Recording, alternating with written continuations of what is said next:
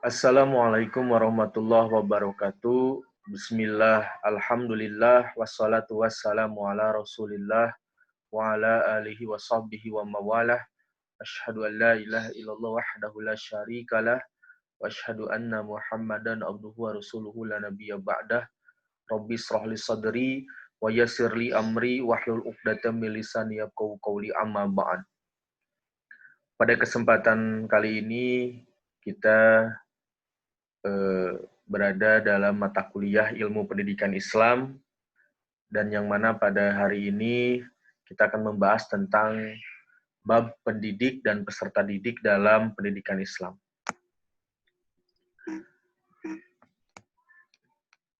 Secara umum, pendidik adalah orang yang memiliki tanggung jawab untuk mendidik. Sementara itu, secara khususnya, pendidik dalam perspektif pendidikan Islam adalah orang yang bertanggung jawab terhadap perkembangan peserta didik dengan mengupayakan pengembangan seluruh potensi, baik potensi afektif, kognitif, maupun psikologis, sesuai dengan nilai-nilai ajaran Islam. Dikutip dari bukunya Bapak Ahmad Tafsir. Kemudian dikutip dari Abu Dinata, pengertian pendidik adalah orang yang mendidik. Pengertian ini memberikan kesan bahwa pendidik adalah orang yang melakukan kegiatan dalam bidang mendidik. Secara khusus, pendidikan dalam perspektif pendidikan Islam adalah orang-orang yang bertanggung jawab terhadap perkembangan seluruh potensi peserta didik. Kalau kita melihat secara fungsional, kata pendidik dapat diartikan sebagai pemberi atau penyalur pengetahuan, keterampilan. Dari istilah-istilah sinonim di atas, kata pendidik secara fungsional menunjukkan kepada seseorang yang melakukan kegiatan dalam memberikan pengetahuan, keterampilan, pendidikan, pengalaman, dan lain sebagainya. Bisa siapa saja dan di mana saja. Secara luas dalam keluarga adalah orang tua, guru, jika itu di sekolah, di kampus disebut dosen, di pesantren disebut murabi atau kiai, dan lain sebagainya. Kata murabi yang sering diartikan kepada pendidik berasal dari kata robbaya, kata dasarnya robba, yarbu, yang berarti bertambah dan tumbuh. Kata tarbiyah yang diartikan kepada pendidikan juga terbentuk dari kata ini. Maka pendidik sebagai murabi berarti mempunyai peran dan fungsi membuat pertumbuhan, perkembangan, serta menyuburkan intelektual dan jiwa peserta didik.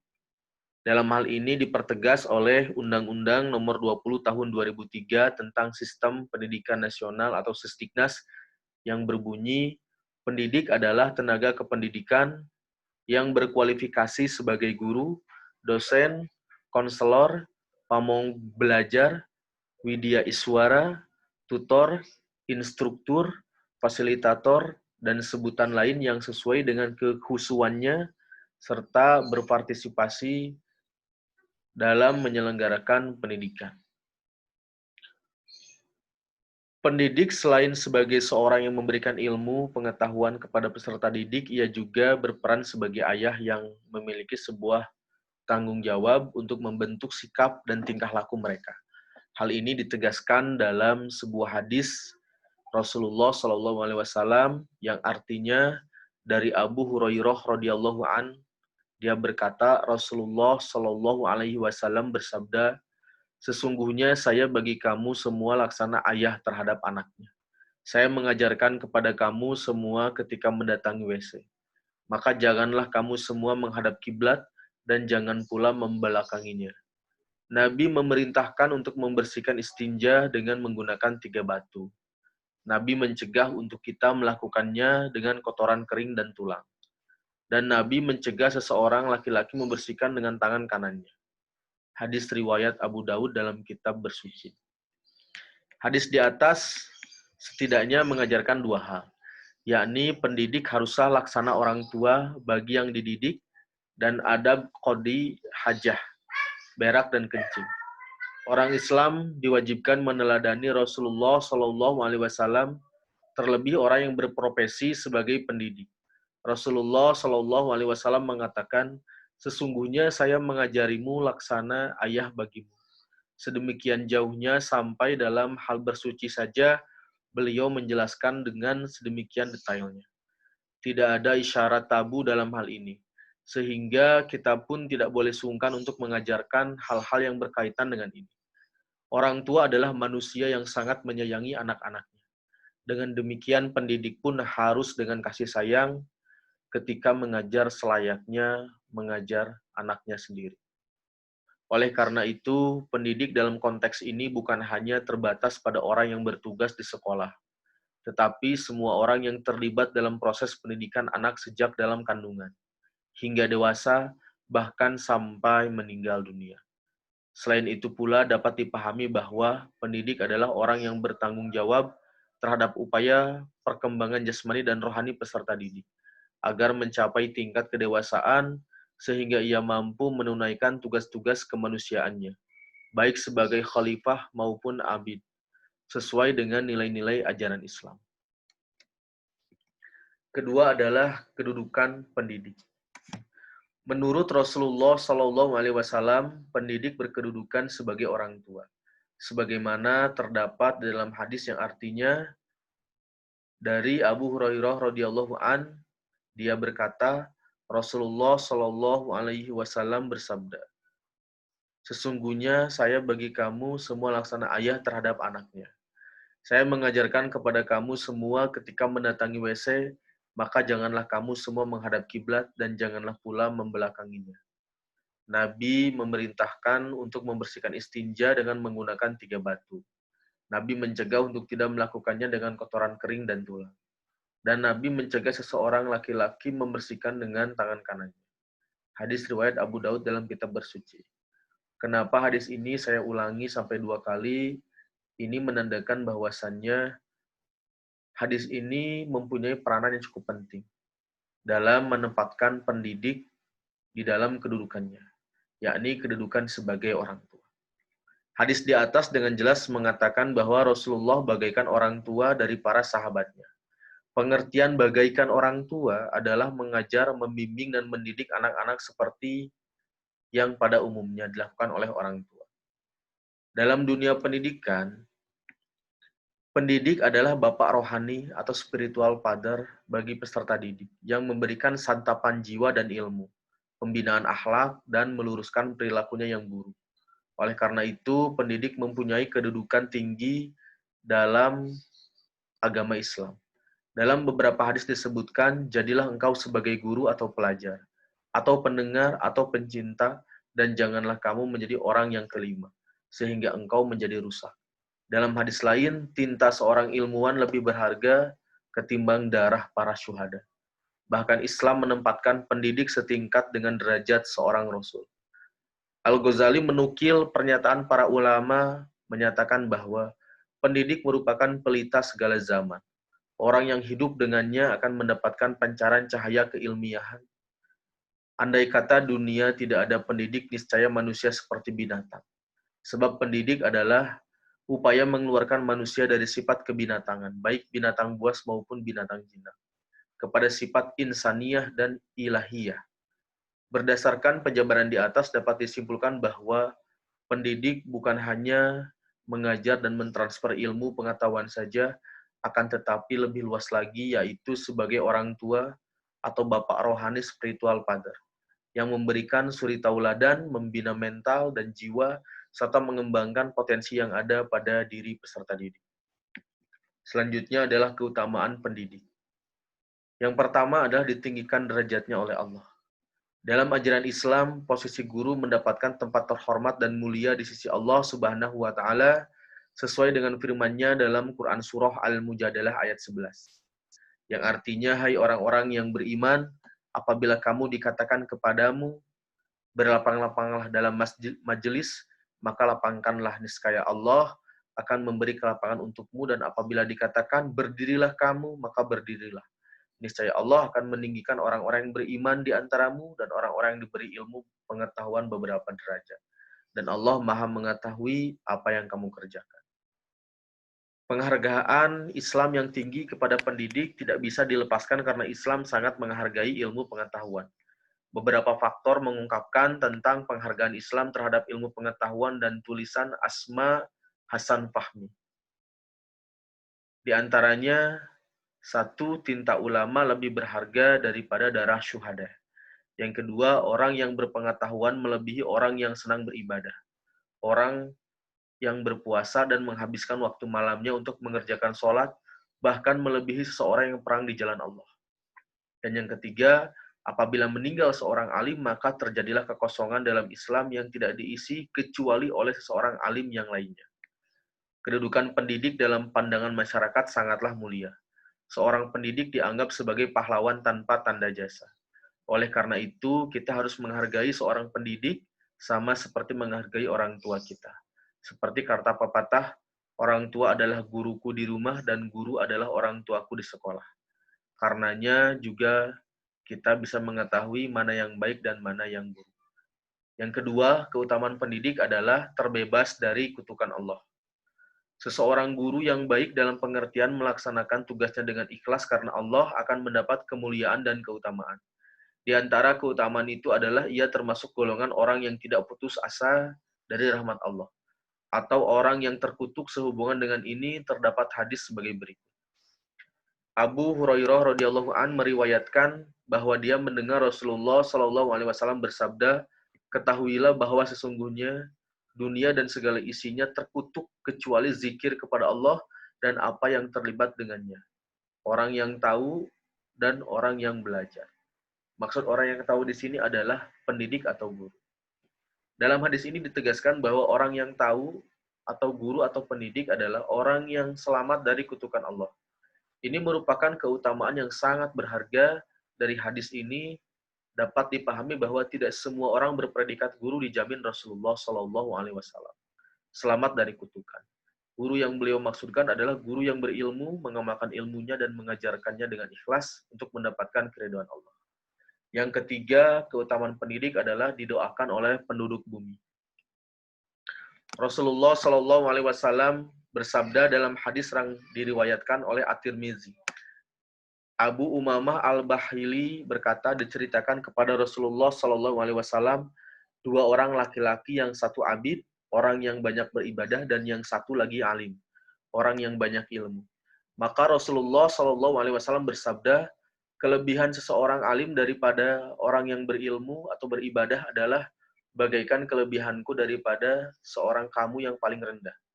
Kemudian Rasulullah Shallallahu Alaihi Wasallam berkata lagi, sesungguhnya Allah, malaikatnya, penduduk langit dan bumi, sampai semut yang berada dalam sarangnya, serta ikan bersalawat memohon rahmat untuk orang yang mengajarkan kebaikan kepada manusia, pendidik atau guru.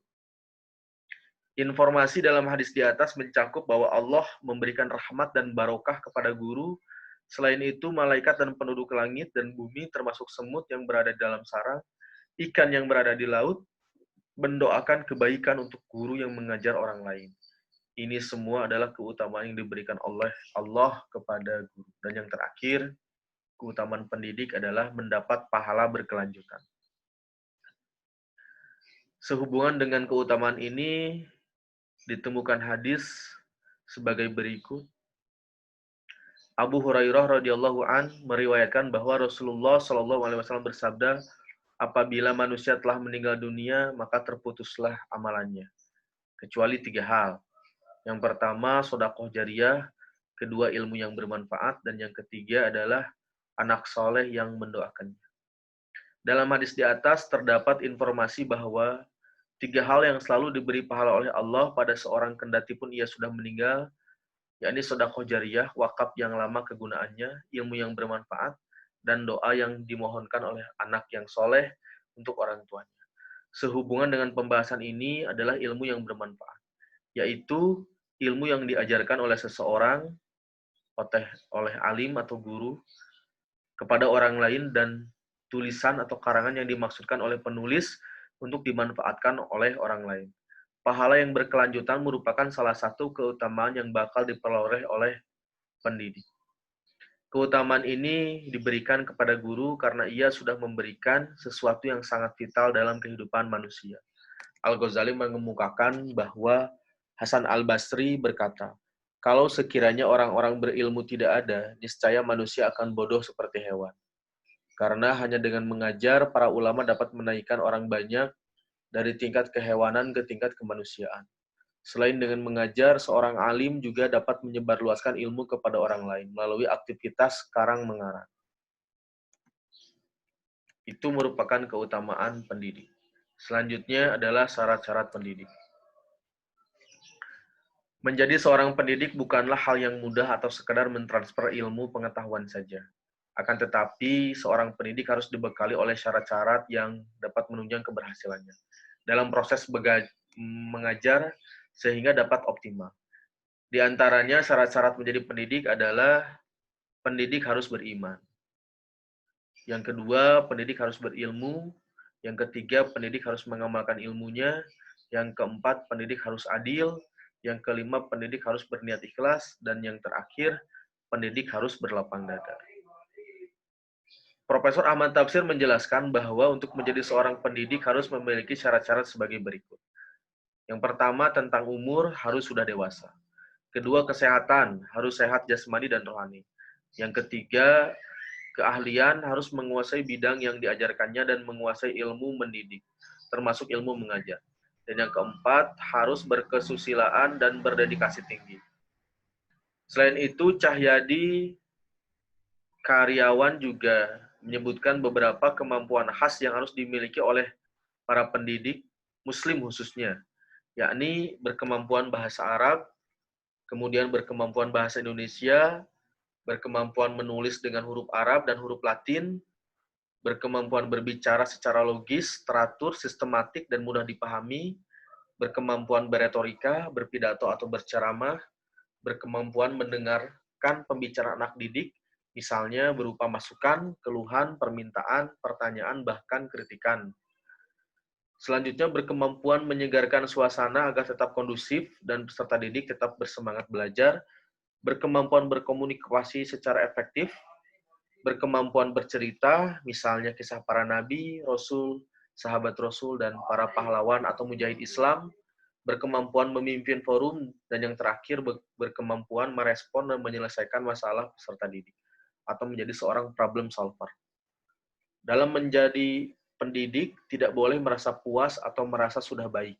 Dalam mendidik, karena hal itu merupakan tanda bahwa pendidik tersebut tidak mampu berproses untuk menjadi lebih baik. Pendidik yang ideal merupakan pendidik yang pada saat bersamaan siap menjadi peserta didik. Dengan kata lain, menyelam sambil minum air. Yaitu bukan hanya bertugas untuk mengajar, tetapi juga harus belajar dari kejadian setiap saat yang terjadi.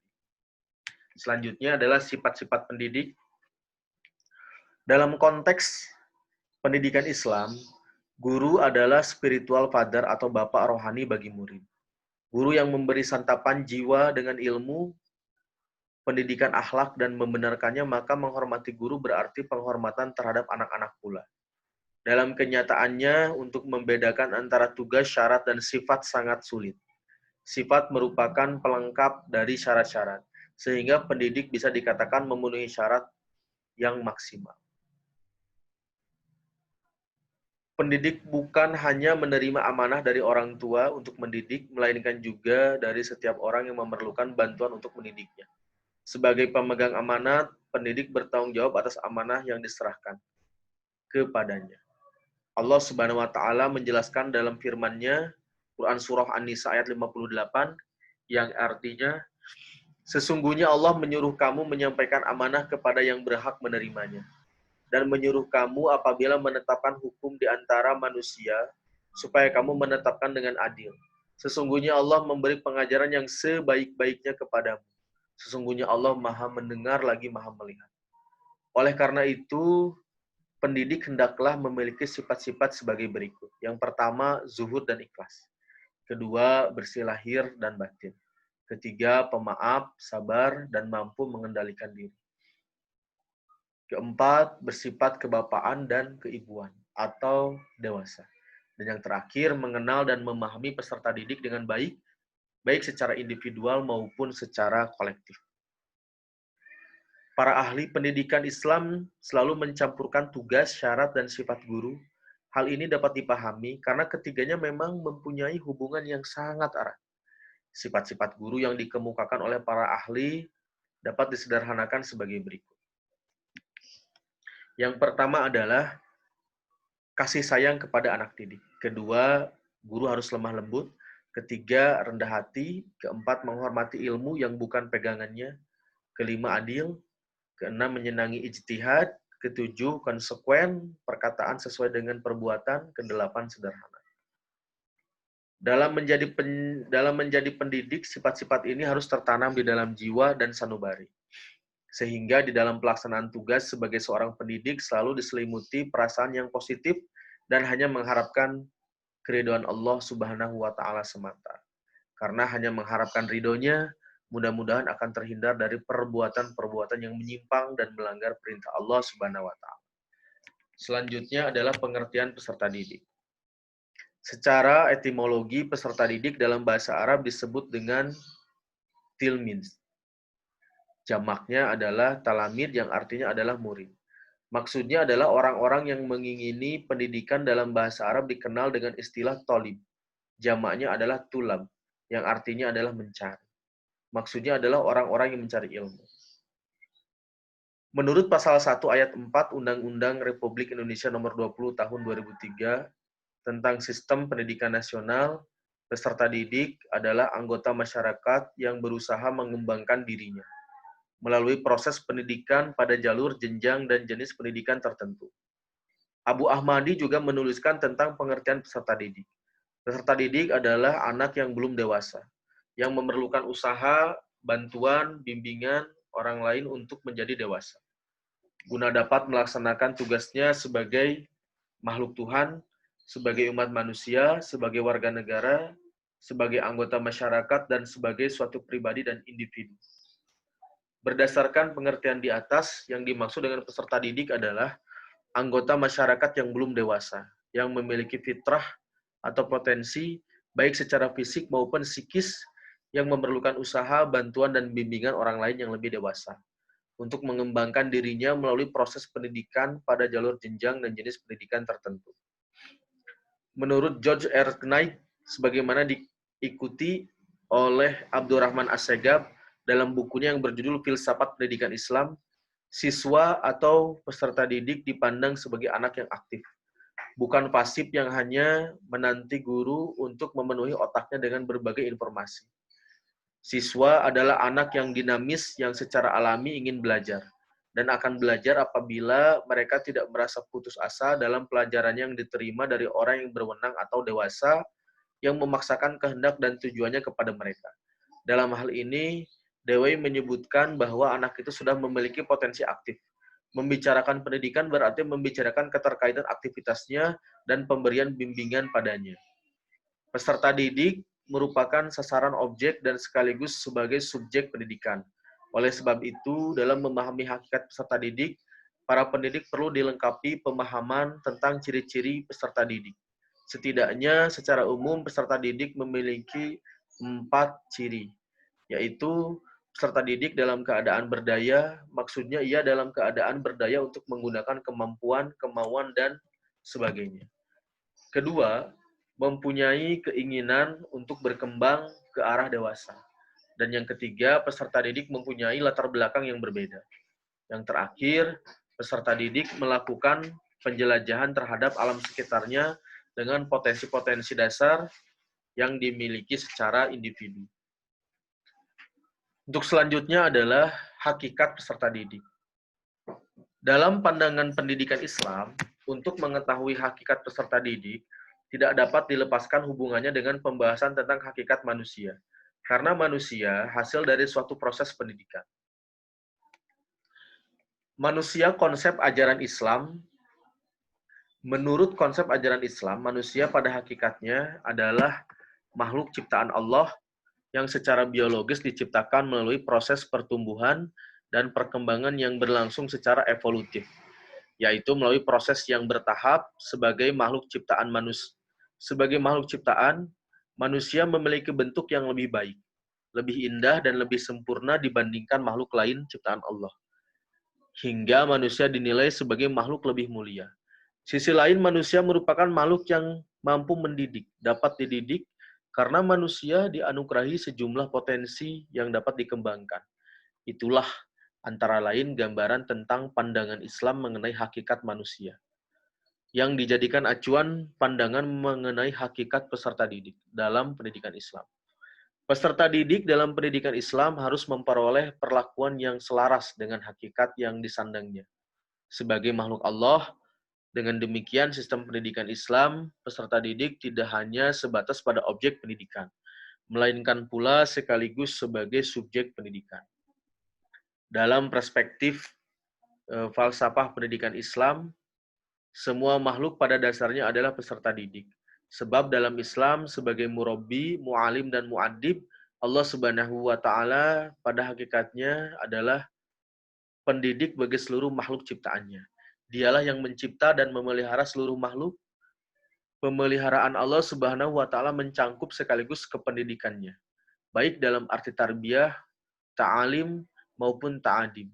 Karenanya dalam perspektif falsafah pendidikan Islam, peserta didik itu mencangkup seluruh makhluk Allah Subhanahu wa Ta'ala, seperti malaikat, jin, manusia, tumbuhan, hewan, dan sebagainya. Hal di atas tergambar dalam Al-Quran Surah Al-Baqarah ayat 30-31.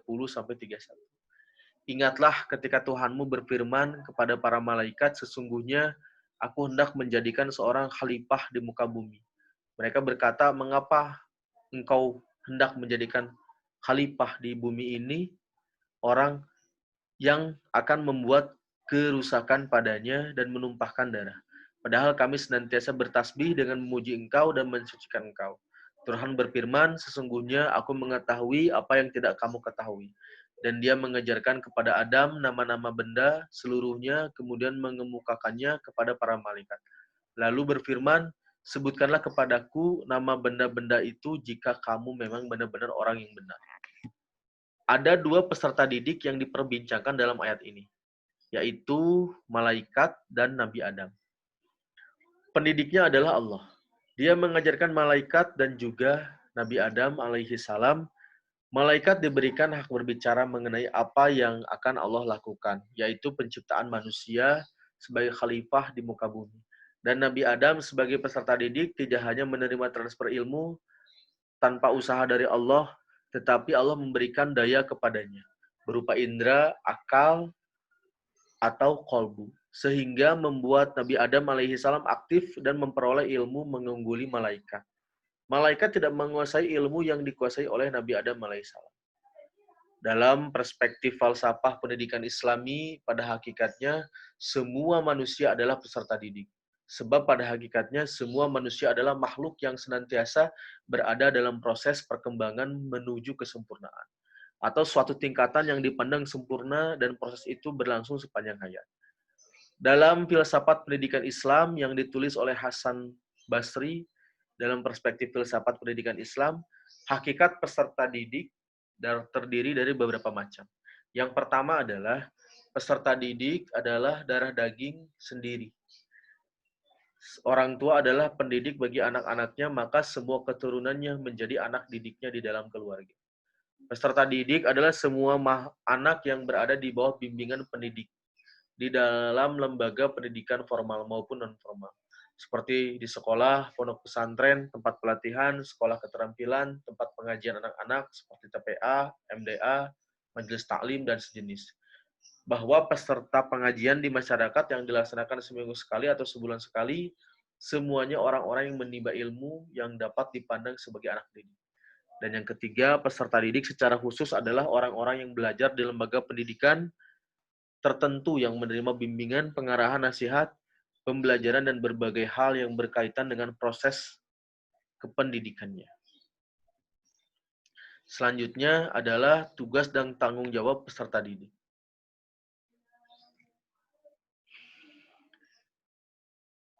Atiyah Al-Abrashi mengemukakan bahwa kewajiban yang harus senantiasa dilakukan peserta didik adalah: satu, sebelum memulai aktivitas pembelajaran, peserta didik harus terlebih dahulu membersihkan hatinya dari sifat yang buruk. Karena belajar mengajar itu merupakan ibadah dan ibadah harus dilakukan dengan hati yang bersih. Peserta didik juga belajar harus dengan Maksud mengisi jiwanya dengan berbagai keutamaan untuk mendekatkan diri kepada Allah. Ketiga, bersedia mencari ilmu ke berbagai tempat yang jauh sekalipun, meskipun harus meninggalkan keluarga dan tanah air.